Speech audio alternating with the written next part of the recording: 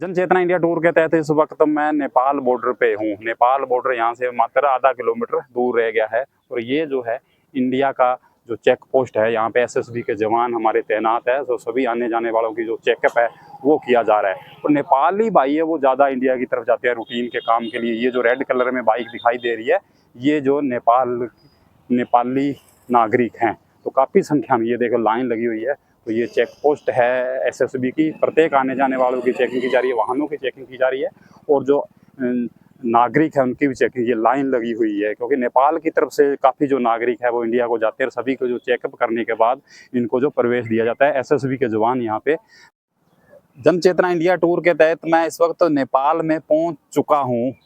ये यहाँ से मैंने बाइक की जो परमिशन है वो ले ली है। बंसार बोलते हैं इसको, बंसार जो कटवा लिया। 7 दिन का जो नेपाली रुपए हैं वो 1400 रुपये लगे हैं।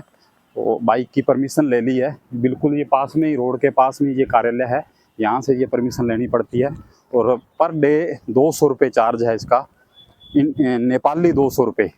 तो 7 दिन की मैंने बनवाई है और जो नेपाली करेंसी है वो भी चेंज करवा ली है। ये कार्यालय है, यहाँ पे मैं दिखाता हूँ। प्रत्येक वाहन की जो परमिशन है वो यहाँ से लेनी होती है। ये सभी परमिशन लेने के लिए आए हैं। नमस्कार जी, कहाँ से आए हो? इंडिया से नेपाल जा रहे हो? परमिशन लेने के लिए आए हो यहाँ? कौन सी जगह, कितने दिन का टूर है? 2 दिन का। बिल्कुल, ये भी इंडिया के साथी हैं जो सभी नेपाल घूमने के लिए जा रहे हैं। तो ये कार्यालय है, बंसार कार्यालय है। यहाँ से पहले रसीद बनती है, उसके बाद आगे कैश जमा होता है, उसके बाद वापस फिर यहाँ पे आना होता है। कैश यहाँ नहीं लेते हैं, कैश उधर जमा होता है। पहले यहाँ से ये रसीद बनेगी, रसीद बन के फिर ये कैश जमा होगा, कैश वो सामने जमा होता है। ये पूरा जो कार्यालय है। जन चेतना इंडिया टूर के तहत इस वक्त मैं नेपाल में हूँ। आप इसको इंटरनेशनल टूर भी कह सकते हैं। नेपाल में हूँ। तो नेपाल में मैं बॉर्डर से, जो इंडिया नेपाल का जो बॉर्डर है उससे लगभग 100 किलोमीटर अंदर आ गया हूँ मैं। ये सीधी रोड आती है बनबसा से, ये बिल्कुल सीधी रोड आ रही है एकदम पूर्व की तरह, कहीं आपको पूछने की जरूरत नहीं है। और ये ऐसे ही सीधी काठमांडू तक जाएगी, बिल्कुल पूर्व दिशा में चलते जाओ, कहीं भी पूछने की जरूरत नहीं है। तो यहाँ पे ये कांद्रा नदी है, कांद्रा नदी है। नदियां खूब है नेपाल में।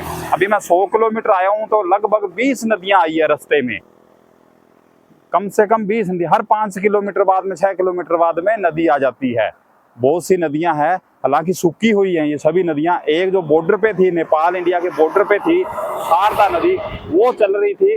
बाकी ये सभी नदियां जो सूखी हुई हैं, क्योंकि हो सकता है कि पिछले कई दिनों से यहाँ पे बारिश नहीं हुई, तो लगभग ये नदियां सूखी हुई हैं। छोटी छोटी बहुत सी नदियां, 20 नदियां मैं क्रॉस कर चुका हूँ। तो यहाँ पे साथियों एक मैंने देखा है, ट्रैफिक बहुत कम है यहाँ पे। ये जो रोड है ये बनबसा से काठमांडू को जाती है, मुख्य रोड है, लेकिन लिंक रोड है, छोटी रोड है ये। अपने इंडिया में तो इतनी जो गांवों को जाती है ऐसी रोड है, लिंक रोड है। ये भी खाली पड़ी है बिल्कुल, इतना ट्रैफिक नहीं है इस पे। क्योंकि यहाँ नेपाल में जो है वाहन बहुत कम है, पर्सनल गाड़ियां बहुत कम है। इस रोड पे चल रही हैं तो सिर्फ बाइक चल रहे हैं या सवारी गाड़ी चल रही है, मिनी बस चल रही है या बड़ी बसें चल रही हैं। और माल वाहक नहीं चल रहे। माल वाहक मैंने अभी एक भी नहीं देखा। सुबह से मैं एंटर हुआ हूँ नेपाल में। तो ये देखिए लिंक रोड है, मुख्य रोड है, फिर भी आपको खाली दिखाई दे रही होगी। दोनों तरफ आप देखेंगे बिल्कुल ये खाली दिखाई देगी आपको। ये 2 व्हीलर जरूर आते हैं, या ये मिनी बस जो आप सामने आ रही है अभी मैं आपको दिखाता हूँ, ये चलती है, ये सवारी गाड़ी चलती है। क्योंकि यहाँ पे पर्सनल गाड़ियाँ लोगों के पास बहुत कम है, महंगी पड़ती है यहाँ पे गाड़ियाँ। क्योंकि नेपाल सरकार का जो टैक्स है वो बहुत ज़्यादा है, गाड़ी पे 100% टैक्स है। ये गाड़ियाँ चलती है, मिनी बस ज़्यादा चलती है यहाँ पे, बड़ी बस बहुत कम चलती हैं। और जो 2 व्हीलर हैं वो कुछ लोगों के पास है, वो यहाँ पे चलते हैं। या साइकिलें हैं, सामने आपको दिखाई दे रही होंगी, जो लेडीज साइकिल पर आ रही है वो चलती हैं।